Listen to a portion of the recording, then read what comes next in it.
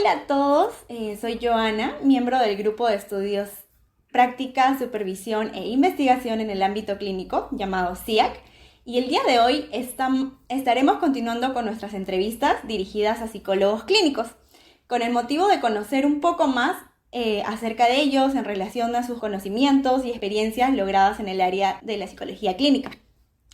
En esta oportunidad tenemos el gusto de contar con un licenciado en psicología clínica que actualmente posee una maestría en psicología aplicada en el área clínica para adultos por la Universidad Autónoma de Yucatán. Además, es doctor en ciencias del comportamiento con especialización en el análisis de la conducta por la Universidad de Guadalajara.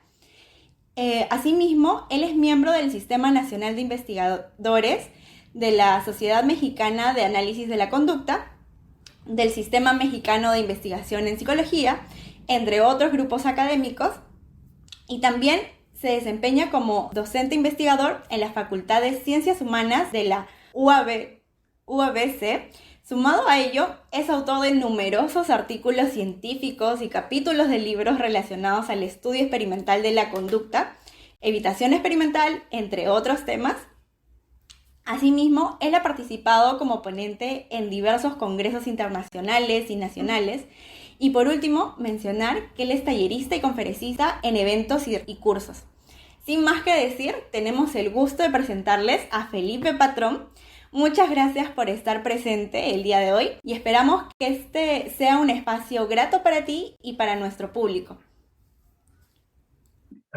Buenos días aquí en México y buenas tardes allí en Perú. Al contrario, agradezco la invitación. Siempre soy accesible con estas iniciativas. Me parecen muy buenas formas de entrar en contacto con estudiantes, de dar a conocer tanto mi trabajo como mi postura acerca de la psicología, la psicoterapia, y también pues para aclarar dudas y algunos enredos que tenemos en la disciplina. Entonces, pues al contrario, muchas gracias por la invitación. Muy bien, de acuerdo. Y bueno, como equipo, muchas gracias, patrón. Y bueno, como equipo hemos elaborado también y recolectado algunas preguntas a través de nuestras redes sociales para comunicarlas en este espacio. Y bueno, entonces, Felipe, ¿estás listo para iniciar? Sí. Perfecto, entonces comencemos. Y bueno, con una pregunta inicial, algo introductoria, nos gustaría que nos cuentes un poco sobre usted, sobre ti como profesional. ¿Cuáles son las principales actividades que realizas actualmente? Pues actualmente soy profesor de licenciatura, aunque también he dado clases a nivel posgrado, pero se podría decir que mi contrato como tal es de profesor de licenciatura, y debido a mis publicaciones, ya que soy parte del Sistema Nacional de Investigadores de mi país, se me agrega digámoslo así, la función de investigador. Entonces, mayormente me dedico a dar clases a nivel licenciatura en psicología. Soy también responsable del Laboratorio de Investigación Experimental del Comportamiento en mi facultad, que es un laboratorio que estamos iniciando. Apenas yo soy nuevo en esta universidad. Lo estamos tratando pues, de equipar y de empezar a hacer estudios como tal en el laboratorio. Y también me dedico a hacer investigación y publicaciones. Se podría decir que esas son mis funciones principales actualmente, a lo que más dedico mi tiempo. Genial, muchas gracias. Y sí, hemos revisado que cuenta incluso con una página con sus diversas publicaciones, todos los capítulos de libros, los artículos científicos, que bueno, es muy interesante al respecto. Y también su labor como docente es muy importante para nosotros, los profesionales, poco a poco irnos enriqueciendo mucho más. Y bueno, muchas gracias.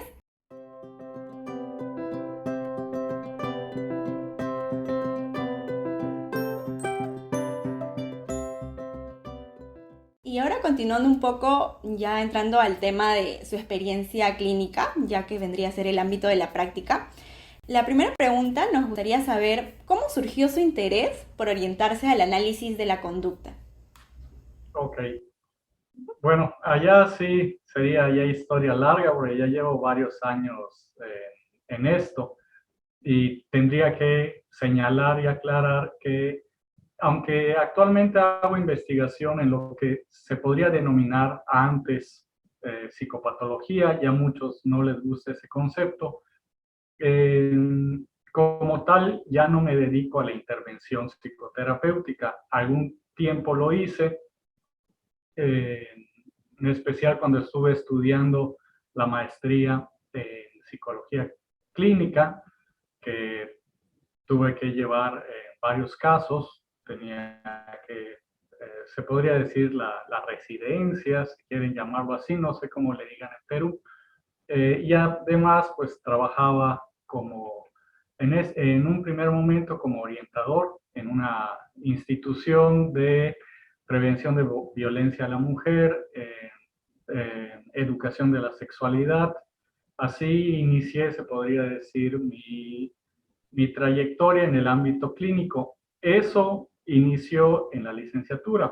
Aquí en México hay algo que no se cumple por lo que he visto en otros países, como en Colombia, por ejemplo. En México han habido varias iniciativas por diversos organismos y autores reconocidos por lograr que la psicología se mantenga a nivel de licenciatura general, es decir, que no tengamos grados de licenciatura o pregrado como psicólogo clínico o psicólogo educativo. Son esfuerzos que se han intentado desarrollar. El más claro es las recomendaciones del CNIP, que es la asociación que se encarga de la acreditación de las licenciaturas en México, y generalmente da esta recomendación que las licenciaturas no tengan esas terminaciones, que sean licenciado en psicología, el pregrado. Sin embargo, pues son recomendaciones y no todos lo cumplen, pero sí la mayoría. Entonces, yo al estudiar la licenciatura, en ese entonces no había tanta flexibilidad como actualmente hay en los programas de México, de Perú no sé, pero actualmente en México los estudiantes desde que entran, desde el primer semestre, tienen optativas y pueden elegir de distintas materias. Cuando yo estudié no era así. Todos estudiaban las mismas y hasta el final de la carrera, los últimos 2 semestres, elegías un ámbito profesional de terminación. Yo escogí el clínico. Sin embargo, mi título sale como psicólogo nada más. No es como psicólogo clínico, pero ya estaba el interés. Esto particularmente porque durante la licenciatura digámoslo así, me acerqué mucho, me empecé a interesar mucho en el psicoanálisis, particularmente en el de Freud. Y leía directamente a Freud, me gustaba bastante. La carrera la trataba de responder o de llevar de acuerdo al psicoanálisis, aparte de lo que me marcaba, yo leía a Freud y las tareas que me marcaban, pues trataba de responderlas en términos psicoanalíticos. Y posteriormente, ya avanzando la carrera, me empecé a dar cuenta de que el psicoanálisis pues tenía algunas carencias que para mí eran importantes. Y esto me llevó a comenzar a explorar otras posturas teóricas. Y ya cuando entro a la maestría de psicología clínica, porque en ese entonces yo me quería dedicar a la psicoterapia, y en mi país también se podría decir son recomendaciones porque casi nadie cumple, pero por ejemplo en el código ético a los psicólogos nos indican que para poder dar psicoterapia o llevar un proceso psicoterapéutico se necesita un grado de especialidad, es decir, no es suficiente el ser psicólogo. Antes era la especialidad, ahora como ya existen muchas maestrías, resulta más económico estudiar una maestría y así se va haciendo, ¿no?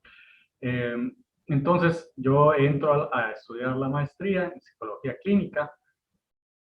En ese entonces ya trabajaba en lo de la prevención de violencia hacia la mujer, la educación de la sexualidad, los derechos sexuales.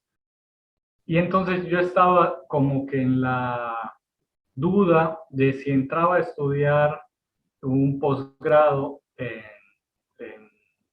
orientación de la sexualidad, sexoterapia, algunos le dicen, o me iba para algo más general como la psicología clínica. Evidentemente esta duda venía influida por el psicoanálisis, donde hay una carga bastante importante de los temas sobre sexualidad. Al final de cuentas me decidí irme por la clínica general de adultos debido a que olvidé o dejé atrás el psicoanálisis y también me di cuenta de que en ese ámbito que se puede llamar pues educación de la sexualidad, orientación de la sexualidad, sexología quizá, aunque eso se podría decir que es más de medicina, pues hay también muchas carencias, hay mucha filtración de pseudociencia y eran cosas que a mí no me agradaban. Entonces me voy por el ámbito clínico. En general, me formo como terapeuta cognitivo, particularmente en TREC, fue lo que más me enseñaron, terapia racional emotivo conductual. Pero ya tenía estas ideas o esta inconformidad con mucho de la psicología y de la psicoterapia por tanta filtración de pseudociencia y de prácticas que desde mi punto de vista no son éticas. Y terminé la maestría en clínica y me di cuenta que me hacía falta mucho y seguí estudiando. Ya fue que me fui a Guadalajara y dije, pues ya no me voy a ir con soluciones a medias y dije, me voy a estudiar ratas de laboratorio para que no haya falla. Y allá se da el cambio, me empiezo a dedicar ya más bien a la investigación de laboratorio. Me siento mucho más satisfecho con este tipo de investigación, con este tipo de teorización también. Y actualmente lo que estoy tratando de hacer, si pudieron revisar un poco mis últimos trabajos, es justamente tomar los temas de clínica, que en este caso sería el sufrimiento humano o una forma de sufrimiento humano, y tratar de, ahorita todavía estoy en desarrollar una herramienta que nos permita eventualmente realizar investigación experimental sobre ese tema, eh, que es digámoslo así, apartado que está un poco vacío a lo largo de la historia de la psicopatología, si lo quieren llamar así. Hay pocas, sí hay, pero son pocas las formas en las que se ha generado investigación experimental al respecto, por muchas razones, en especial éticas y otras. Pero en términos generales, así sería mi historia. Actualmente sí tengo relación con lo que se podría llamar psicología clínica, pero como tal no intervengo, ya no doy psicoterapia como tal, aunque sí tengo proyectos relacionados con ese ámbito.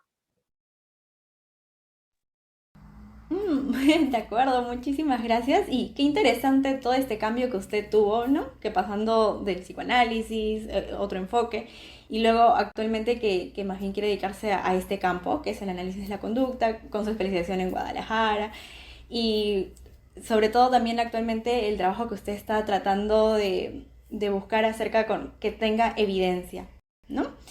Y bueno, también usted nos comentó, nos había mencionado que se consideraba ser interconductista, ¿no? Este es como que su enfoque. ¿Y cómo aplicaría esto a su ejercicio profesional? Bueno, es que actualmente me dedico a la enseñanza y a la investigación, pero lo que sí te podría comentar, aunque yo no lo llevo a cabo, Desde la perspectiva interconductual han habido varios desarrollos. Desde la perspectiva estadounidense, que es más cercana a Cantor, que es el autor principal de la psicología interconductista, han habido aproximaciones a tipos, se podría decir, pues sí, de formas para modificar el comportamiento. Eso desde Cantor ya se habían propuesto como subsistemas de la psicología, no como parte de la psicología, sino como subsistemas de la psicología, en la que se ayude a la gente a modificar su comportamiento, a generar cambios en su comportamiento. Con lo que tengo más relación, y tengo por allá unos 2 artículos, más bien de corte conceptual o crítico, no he hecho investigación empírica al respecto, tampoco soy experto en el tema. Ha sido algo que me ha interesado por mi antecedente en psicología clínica y, digámoslo así, he entrado a jugar un poco, pero yo no me considero experto en el tema, que es el análisis contingencial. El análisis contingencial es un sistema tanto para el análisis como para la modificación del comportamiento individual, planteado desde una perspectiva de teoría de la conducta, que es una propuesta mayormente iniciada por el doctor Emilio Ribes, que es, sin lugar a dudas, el interconductista mexicano más importante y más famoso. A eso nadie lo pone en duda. Entonces, lo que generalmente hacen los interconductistas a nivel profesional, y particularmente me estoy centrando en la clínica porque es su tema de interés, es emplear ese sistema denominado análisis contingencial. Sin embargo, han habido otros desarrollos en el ámbito, por ejemplo, de la salud, pero no clínico como tal, sino de la salud. Los desarrollos, por ejemplo, de Julio Piña, que también son de corte interconductual y abordan el tema de la salud, que podríamos, en términos generales, decir que cumple funciones similares a las del análisis contingencial. Lo repito en términos muy generales, es decir, analizar y eventualmente modificar el comportamiento individual. Y también han habido otros desarrollos en el ámbito educativo. Por ejemplo, el doctor Ibáñez es uno de los más conocidos en ese ámbito en particular, pero específicamente en lo clínico, lo más famoso es el análisis contingencial. Un interconductista generalmente eso, al menos digámoslo así, de la línea mexicana o de la línea ribesiana, allá tal vez algo donde digan que no todos son ribesianos, pero generalmente emplean el análisis contingencial.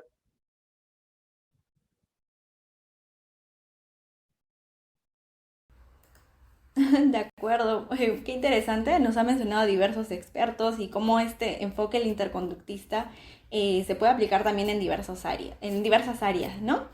Y bueno, continuando con las preguntas, tenemos referencia que usted cuenta con conocimientos sobre el constructo de evitación experiencial, incluso cuenta con diversos artículos al respecto.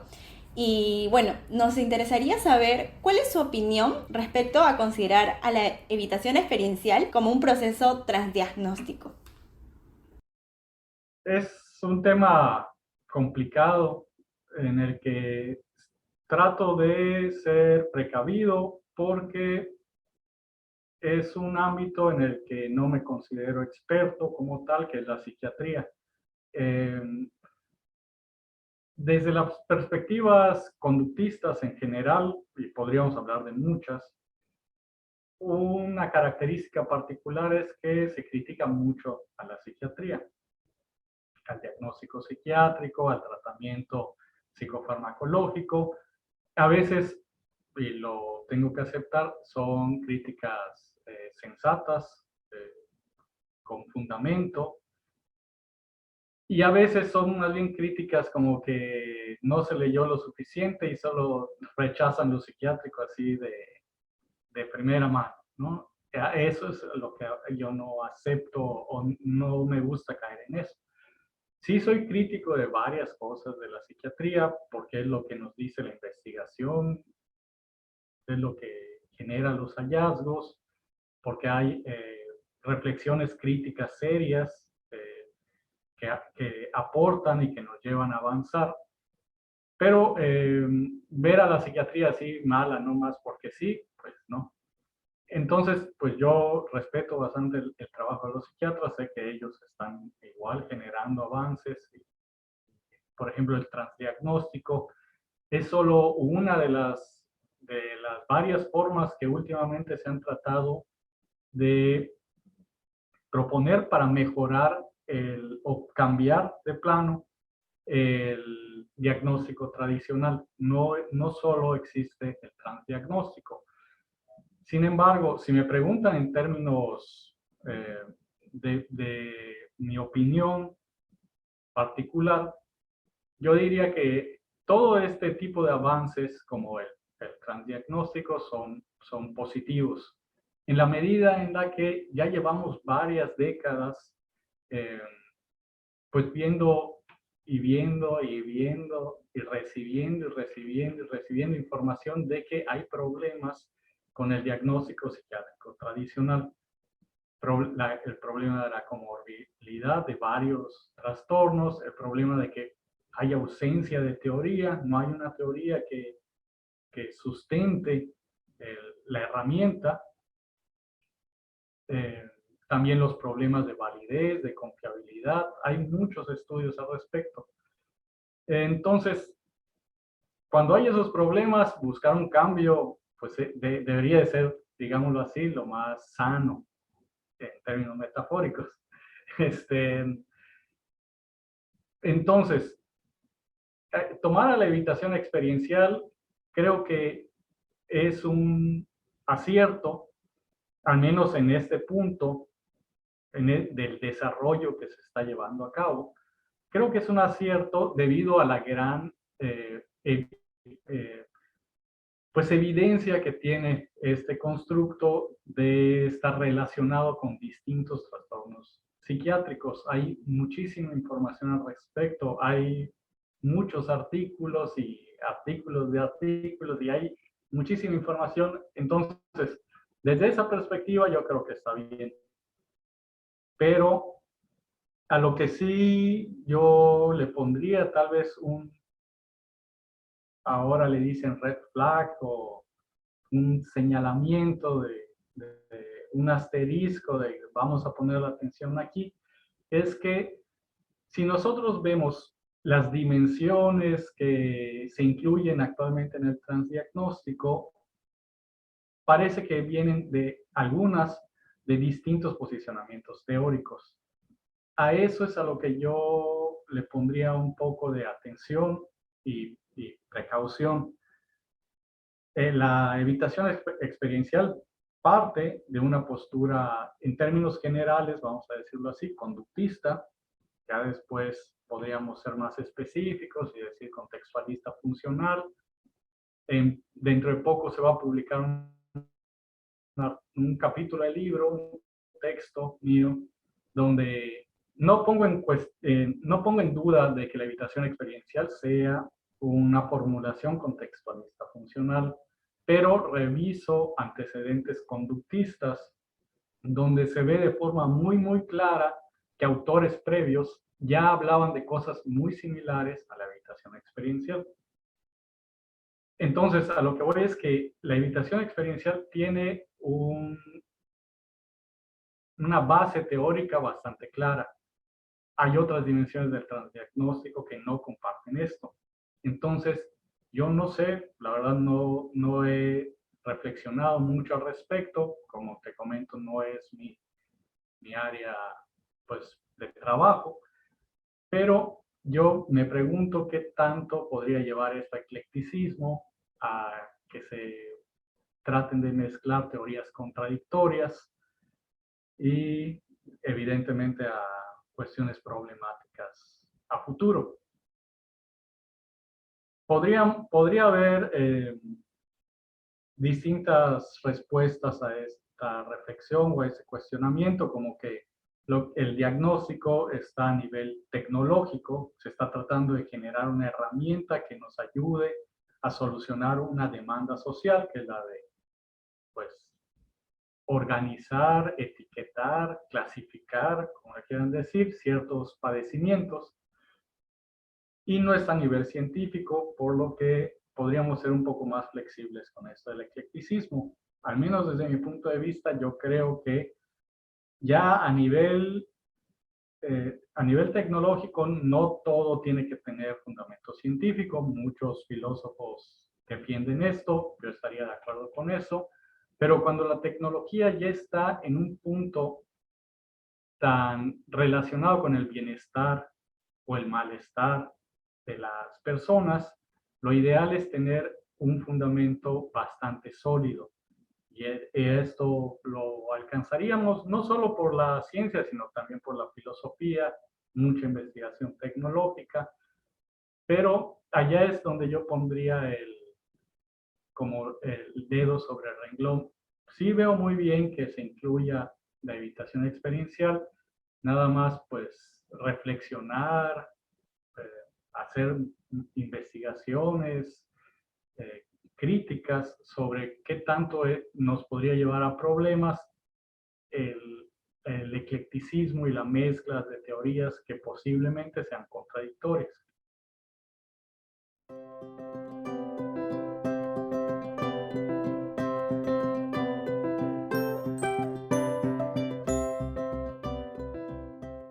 Exacto. Muy bien, muchas gracias. Ahora vamos a pasar con la siguiente parte de la entrevista, que vendría a ser el área de supervisión, que viene a ser la supervisión práctica. Y bueno, conocemos que una de sus actividades es ser miembro fundador del Consejo Mexicano para la Prevención de la Mala Práctica Profesional y la defensa de los derechos de los usuarios de servicios psicológicos. Y nos gustaría saber al respecto cómo surgió esta iniciativa y qué actividades realizan para prevenir esta mala práctica, ¿no? Bueno, siendo sincero, eh, ese es un campo bastante problemático, al menos en mi país. Y bueno, allá sí te podría decir que no es solo en mi país. Actualmente igual formo parte de un grupo de trabajo sobre ética en psicología en la Sociedad Interamericana de Psicología.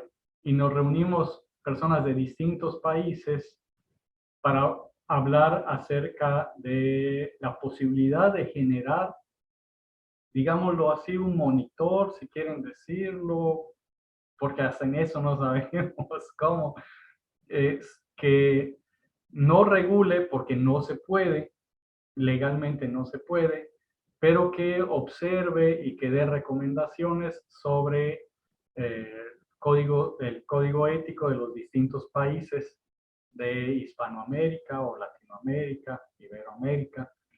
Y el trabajo es bastante difícil. Para empezar, hay muchas diferencias entre países con respecto a los códigos éticos del psicólogo, como una cosa de las que resaltan fácilmente fue lo que ya te había comentado, de que en unos países el psicólogo licenciado con pregrado puede dar psicoterapia y así viene en la ley. En México no, incluso hay ciertos estados del país, México, como la Ciudad de México, que es la capital, donde ya viene como ley que el psicólogo para dar psicoterapia debe de tener un posgrado en psicoterapia. Entonces, para empezar, están esas diferencias entre códigos éticos. Y la otra es que para que los profesionales, los investigadores, los psicólogos, podamos regular o ejercer algún tipo de acción sobre los psicólogos que caen en mala praxis o las instituciones se necesita no solo de un grupo de psicólogos que formen una asociación, ¿no? Se necesita aparte se necesita una junta de gobierno, es decir, tenemos que llegar a niveles de gobierno, llegar a ese punto y tener, pues, ¿cómo se podría decir? Eh, Incidencia a nivel gubernamental para poder regular las acciones de los psicólogos. Entonces, es un ámbito bastante problemático. Habemos muchos psicólogos que queremos mejorar tanto las condiciones de los profesionales y particularmente el bienestar de los usuarios que asisten con esos profesionales. Pero en realidad son temáticas, problemas bastante difíciles que no se pueden resolver de un día para otro. Está bastante complicado el problema. Un ejemplo bien sencillo es que en México, a pesar de que existen estas leyes, y ese es otro problema, de que pueden haber incluso ya leyes, pero que se lleven a la práctica, es otro problema. En la Ciudad de México y en otros estados de México, no me acuerdo ahorita cuáles, pero en la Ciudad de México sí estoy seguro, ya se exige el posgrado para poder llevar a cabo la psicoterapia, pero ¿quién cumple eso? Muy pocos. ¿Y quién regula eso? Nadie, a pesar de que ya haya la ley. Entonces, esta iniciativa nosotros la iniciamos como una red entre distintos psicólogos profesionales, profesores de psicología, investigadores, para justamente pues hacer solo a lo que nos permite lo legal, digámoslo así, que es generar un observatorio en donde se presenten recomendaciones y eso a partir de que una institución nos invite, vamos a suponer una universidad nos invite a hacer una evaluación y generar recomendaciones, pero hasta allá. No, legalmente no se puede hacer más. Necesitaríamos incidir más en el gobierno, generar, como te había comentado, pues al menos un grupo de trabajo que esté allá y que pueda tomar acciones. Pero no, no han habido, digámoslo así, pues los resultados que nosotros podríamos esperar son temas muy difíciles que desde el posicionamiento como profesor, como psicólogo profesional, como investigador, no podemos hacer mucho. Entonces, teníamos la iniciativa, está ya, pues, pero por ejemplo, yo no puedo ir o no podemos ir como grupo, nosotros, a quitarle la cédula a un psicólogo porque está dando Reiki o porque está dando hipnosis a vidas pasadas. No podemos hacerlo, se necesita llegar ya a niveles gubernamentales para poder hacer eso. Entonces, pues la iniciativa fue esa y se mantiene a ese nivel, es bastante modesta, porque igual no se puede hacer mucho más. Como te comentaba, eh, estoy también en el grupo de trabajo de la Sociedad Interamericana y a pesar de ser una sociedad gigantesca, muy grande, pues tampoco podemos hacer mucho. No, es más bien generar pues recomendaciones a partir de un observatorio, un monitor, y hasta allá. Entonces, mucho que decir, más que esto, no tendría. De acuerdo. Y bueno, de hecho, con la labor que están haciendo, también ayudan aportando de esa forma, ¿no? Dando estas recomendaciones en el observatorio a estos profesionales que busquen su ayuda, ¿no? Y bueno, ya, como menciona, ya escapa de sus manos estos otros niveles, ¿no? Que ya viene a ser la parte gubernamental, que bueno, sería recomendable que poco a poco se llegue a ir mejorando en estos otros aspectos, ¿no? Y bueno, continuando con otra pregunta que se relacione con la supervisión, conocemos que usted es docente de la Universidad Autónoma de Baja California, como nos mencionó, y nos gustaría saber qué impresiones suelen presentar los alumnos cuando se les habla acerca del análisis de la conducta. No son impresiones favorables, es lo que te puedo comentar. En México, en general, se podría decir, conozco muchas universidades, conozco muchos profesores e investigadores de distintas universidades. He tenido la oportunidad de trabajar en distintos estados, ciudades, y creo que la tendencia es bastante general a que las carreras cada vez se vuelven más eclécticas. La flexibilidad que se le da a los alumnos es demasiada al punto de caer en el sinsentido desde mi punto de vista. Soy bastante crítico al respecto. Yo no entiendo cómo un estudiante que acaba de entrar a la carrera, que no tiene conocimiento sobre psicología, con qué fundamento va a escoger materias. Es como, no sé, pedirle a alguien que no sabe nada absolutamente de sustancias químicas, darle a escoger entre veneno y sustancias no venenosas. Entonces, el eclecticismo en México ha impactado muchísimo. Ese ha sido el plan para desarrollar los programas de psicología. Entonces, cada vez hay más propuestas teóricas, cada vez los alumnos ven menos de cada una de esas y cada vez salen, egresan sabiendo menos de cada una de esas propuestas. Entonces, terminan sabiendo poquitos de todo. Han habido a lo largo de la historia de la psicología en México, no sé si lo sepan en Perú, pero digámoslo así, los psicólogos más de generaciones anteriores tenían una formación conductista muy sólida, muy fuerte. Está el caso de Veracruz, de la UNAM, particularmente la UNAM sigue siendo hasta ahora la universidad modelo, pero en ese entonces era la modelo y era conductista.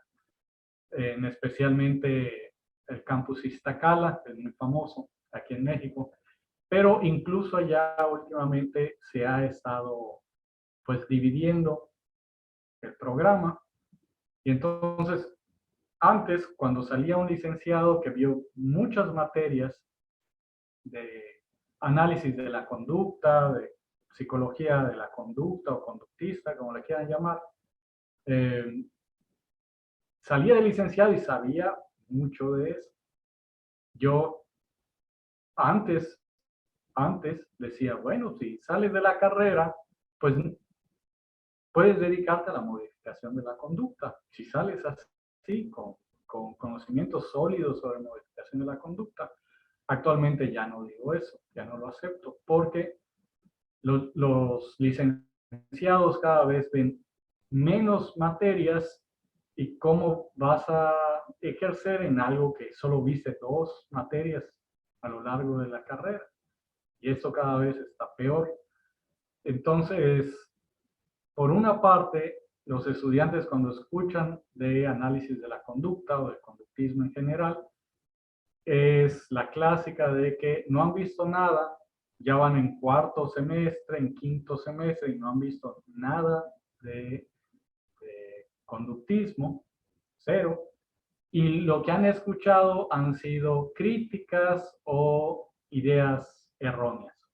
que el conductismo solo trata con perros, con ratas, con niños, que no es suficiente para entender la profundidad del inconsciente o de los procesos altos o superiores del pensamiento, que, que le pegan a los niños. Entonces, generalmente son esas las impresiones.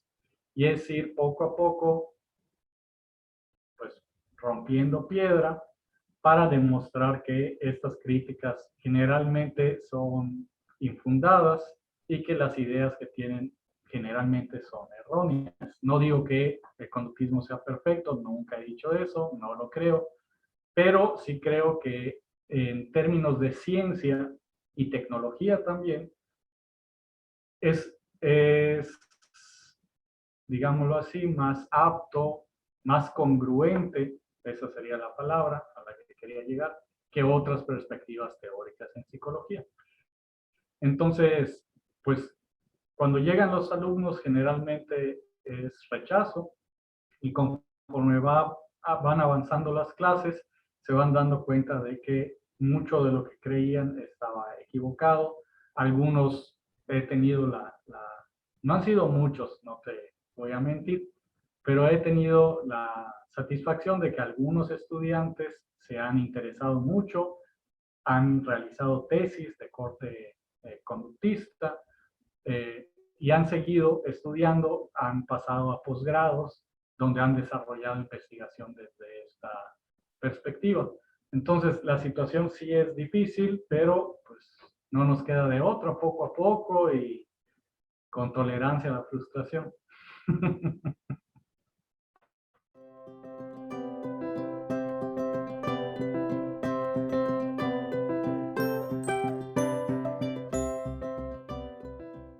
Y, y bueno, pero tomando en cuenta la parte que usted mencionó de las tesis, que se relaciona ya un poquito con esta tercera parte de la entrevista, que viene a ser la investigación clínica, nos gustaría saber cuáles son las líneas de investigación que a usted más le interesa estudiar, ya que sabemos de que tiene ahí diversos artículos publicados.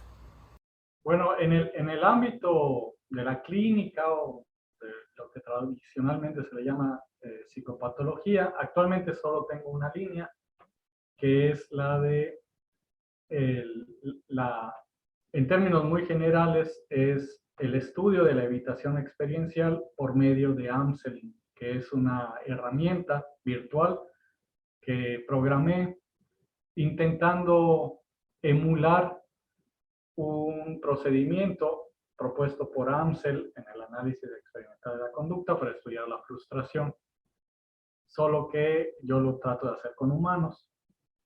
Y actualmente esa línea podríamos decir que todavía estoy en la fase de ya se creó la herramienta y digámoslo, si se me permite así, sé que muchos lo podrían criticar, en la fase de la validación, de conocer cómo es que se comporta esa herramienta, si su comportamiento es lo que esperábamos, si es óptimo, si nos permite aproximarnos al estudio de la evitación experiencial o al menos de la frustración.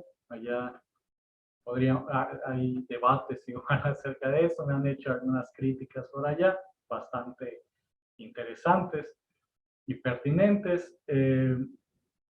Entonces, con respecto a la psicopatología, en estoy. Actualmente también estoy generando investigación, tanto estudios teóricos, reflexivos, como empíricos. Ahorita también se están eh, dictaminando varios artículos sobre esta línea que se relaciona con, podríamos llamarlo así, con el perfil eh, del psicólogo en licenciatura. He estado trabajando igual, ya se han publicado algunos artículos al respecto sobre algunos problemas, justamente lo que te estaba platicando, de que estamos viendo en la formación del psicólogo en México. Esa sería otra línea, aunque no sería pues relacionada con la clínica. Y otra es una que ya estoy tratando de culminar, que es la que se generó desde mis estudios doctorales, que en términos muy superficiales se podría decir que es el estudio de la dimensión espacial, de cómo afecta la dimensión espacial en el comportamiento psicológico o en los fenómenos psicológicos, que generalmente han sido los estudios que he hecho con ratas. Mi idea a futuro es continuar con esa línea, si puedo, porque todavía estamos en veremos, pero pasar ya con humanos. Si logro desarrollar los instrumentos y la aparatología para poder hacerlo, que eso es un poco lo que siempre nos limita, ¿no? Los recursos para el investigador, al menos en México, ¿no? Esas son las tres líneas que estoy trabajando actualmente, y pues la que más se relaciona con la clínica es la de la evitación experiencial. Justamente actualmente estoy en acuerdos con el Instituto Psiquiátrico del Estado de Baja California, que es donde vivo ahora, para ver si podemos desarrollar un estudio en conjunto, justamente en esa línea. Uy, qué interesante y bueno, esperemos de que den frutos en lo que el acuerdo que ahorita está en proceso. Y sí, como nos mencionó acerca de sus estudios acerca de evitación experiencial, me parece que también participó en un concurso y quedó como finalista y con esta investigación, con este trabajo hecho por usted. Y también hablando ya de otra investigación que usted ha realizado, sabemos que realizó, bueno, una adaptación al español del cuestionario Aceptación-Acción, AAQ2, que mide la evitación experiencial, ¿no? En el 2010. Y al respecto nos gustaría que nos comente acerca de cómo surgió esta idea, cuál fue el proceso y también si es que hubieron dificultades en el camino. Muy bien, pues esas publicaciones son dos las que logré. Fueron resultados del trabajo que hice en la maestría de psicología aplicada en el área clínica. Sí sí hubo muchas dificultades debido a que en ese entonces yo vivía en Yucatán, allá es donde nací, es allá por la zona Caribe de México, en la península del sureste. Ahorita estoy en la península del noroeste, hasta el otro lado. La psicología yucateca se caracteriza no solo por no ser conductista, sino por ser anticonductista. Entonces, en esa maestría, por eso me formé como terapeuta cognoscitivo o cognitivo, porque no había la opción conductista. Nadie había, cuando yo lo decía, no, estás mal, eso ya está pasado de moda, ya murió. Pero en mi formación autodidacta y en la tesis, yo estaba convencido de que quería algo lo más próximo o cercano a la psicología conductista. En ese entonces empecé a leer, empecé a buscar información y comencé a entrar en contacto con el trabajo de Hayes y colaboradores. Empecé a leer mucho, vi como que esperanzas, porque todos me decían que no se iba a poder, que estaba muerto eso, y empecé a contactar a otros investigadores. Particularmente contacté con el doctor Vargas, que es un psicólogo de Oaxaca, que es otro estado de Yucatán, que muy amablemente me envió artículos, me ayudó bastante, me orientó, y él fue el primero en elaborar no una adaptación, una traducción, pero de la versión 1 del cuestionario, y realizó un estudio con 3 muestras pequeñas en México. Entonces, a partir de eso me pongo en contacto también con otros investigadores y por allá me comentan que el doctor Hayes es muy accesible, es una persona bastante, diríamos en México, buena gente, y me atreví a escribirle. En ese entonces él me responde, y no solo me responde de forma, pues, dando su autorización para que yo realice la traducción, sino que me envió igual varios artículos y me envió la versión no publicada de la AQ2, del estudio que se hizo de la AQ2. Entonces yo ya lo tenía y ni siquiera se había publicado. Así de accesible es Hayes. Es sorprendente, la verdad. Generalmente los investigadores que he conocido de renombre, generalmente son buenas personas, son buena gente, buena onda, son accesibles. Son muy pocos los casos que no, pero Hayes sí es otro nivel. Bueno, me envió eso porque incluso quizás hasta podría haberse metido en problemas, no sé. Lo bueno es de que cuando yo ya realicé la tesis ya se había publicado una versión previa, entonces no hubo problema con lo de las citas y eso, porque igual tardé en hacer la tesis. Entonces me envía el cuestionario y los datos y todo, y de allá me animo a hacer la validación, la adaptación y todo. También preferí hacer este estudio psicométrico, se podría decir, debido a que en Yucatán yo no tenía apoyo ni orientación sobre cómo hacer un experimento, sobre cómo, ni siquiera con humanos, no había, ¿no? En términos conductistas o del análisis de la conducta. Entonces, un profesor que terminó siendo mi tutor me dijo, yo sé de psicometría, te puedo ayudar con toda la parte de psicometría, pero de conductismo no sé absolutamente nada. Tú te encargas de la parte teórica y yo te ayudo con la parte, pues, procedimental. Así lo hicimos, y tuve la suerte también de que me dieron acceso al psiquiátrico de Yucatán. Fue igual un proceso, autorización. Es difícil que te dejen entrar a trabajar en un psiquiátrico, al menos en México, es bastante difícil, pero tuve la suerte.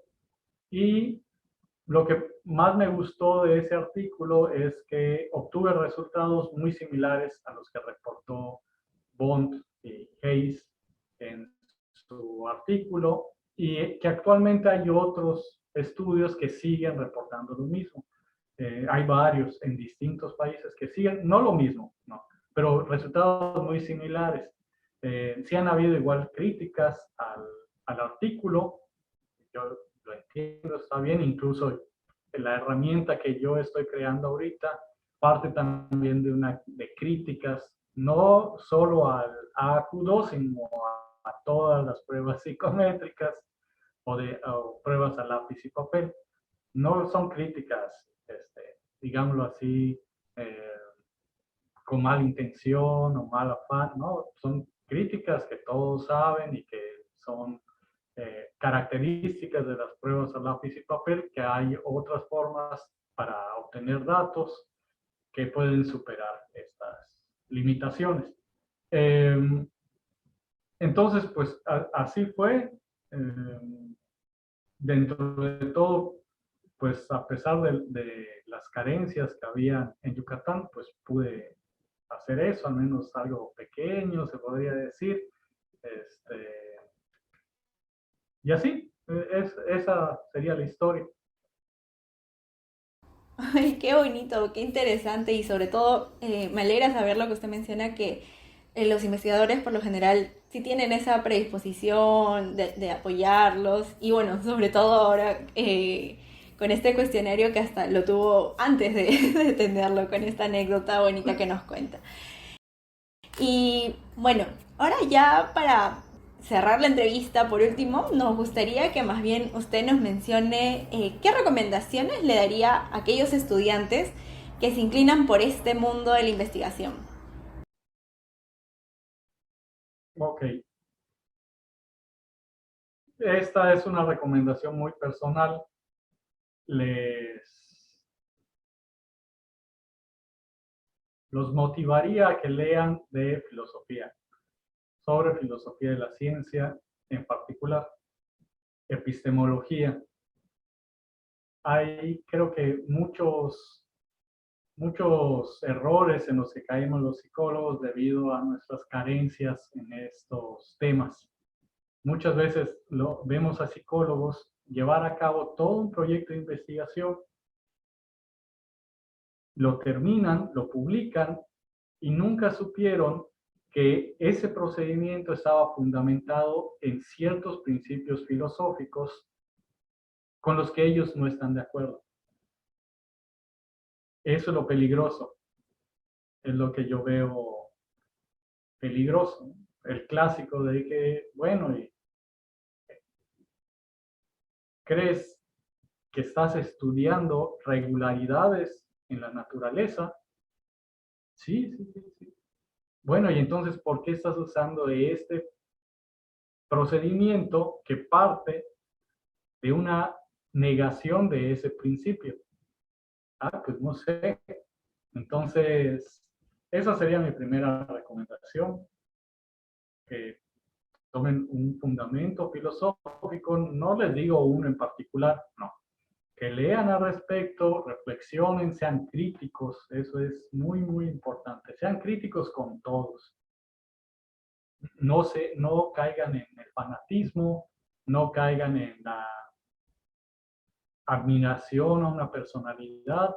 Aquí, en lo que respecta a ciencia y tecnología, debemos de ser bastante críticos e independientes. Por más que te guste un autor, esto lo voy a decir así, y tal vez a muchos no les guste, y con lo que está tan de moda ahorita con Hayes, vemos que hacemos críticas a veces y lo toman personal, como que si se esté golpeando a un gurú o a un profeta, y son más bien enojos pasionales, así, de que superan pues el trabajo en ciencia y tecnología, yo diría, ¿no? Se supone que eso debemos de hacer, es nuestro trabajo, poner a prueba las cosas, y para eso pues hay que criticarlas, compararlas con otras cosas. Entonces, ser muy críticos, lean sobre filosofía, pero filosofía pues seria, eh, filosofía de la ciencia, epistemología, y posteriormente también tendríamos que leer sobre metodología de la investigación. Tener bien en claro que tal vez esos libros sobre metodología y la investigación generales, así los que se llaman métodos de investigación, no son los mejores. Esos, si estás empezando, así vamos a suponer, si estás al inicio de la carrera, de la licenciatura o pregrado, o si estás terminando el bachillerato, la preparatoria, están bien esos libros, como una introducción.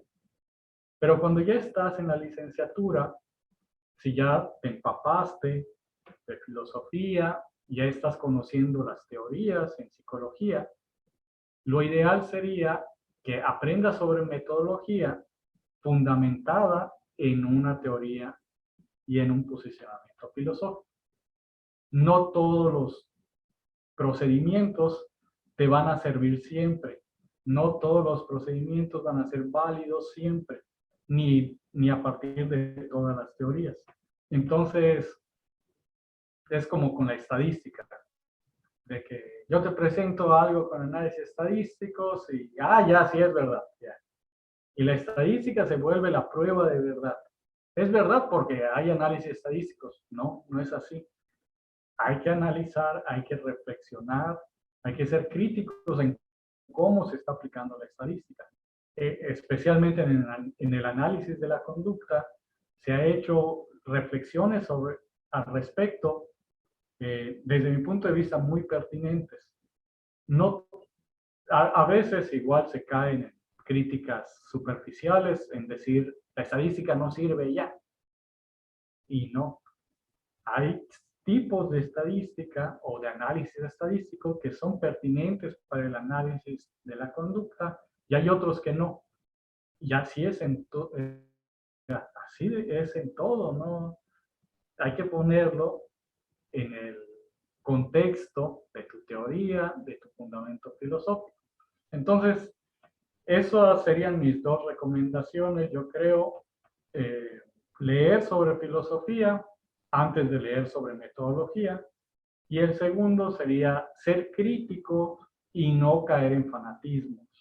No tener ningún gurú. Critícate hasta a ti mismo. Si el año pasado dijiste algo, critícalo y se vale cambiarlo. Así es, muchísimas gracias por estas recomendaciones. Ya saben, ahí todos anotando. Leer sobre filosofía y también la metodología y ahí empaparse para entrar a este mundo de la investigación que usted también está inmerso, ¿no? Y bueno, hasta aquí se ha concluido con las preguntas en sí. Y muchas gracias, Felipe Patrón, por la disponibilidad de tiempo, por la información brindada con respecto a su experiencia. Estamos muy seguros de que será de interés para todo nuestro público y para nosotros mismos, para todo el grupo. Y a quienes también agradecemos por las preguntas enviadas. Y bueno, también nos gustaría saber si hay algo adicional que quieras mencionar, Felipe, antes de finalizar con la entrevista. Sí, nada más les voy a pasar mi correo institucional, que es el que me da la universidad, no es mi correo personal.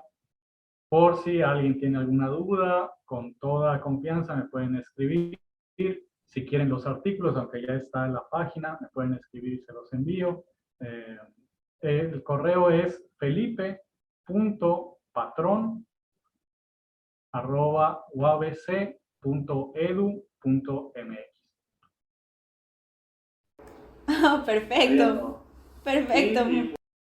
Antes de que nos vayamos, discúlpame, agradecer a todos si escucharon toda la entrevista y me aguantaron. Les agradezco su atención y espero que la información les ayude en su desarrollo profesional y académico. Oh, muchísimas gracias ahí por toda la predisposición y ha sido muy interesante todo lo que nos ha contado Felipe Patrón. Y una vez más, muchísimas gracias. Ha sido un gusto tenerlo en este espacio, en esta entrevista. Y nos sentimos muy felices por haber compartido con usted sobre estos temas tan interesantes que nos ha podido brindar. Y por supuesto, nos vemos en una próxima entrevista si se pudiese. Muchas gracias. Nos vemos, muchas gracias, saludos.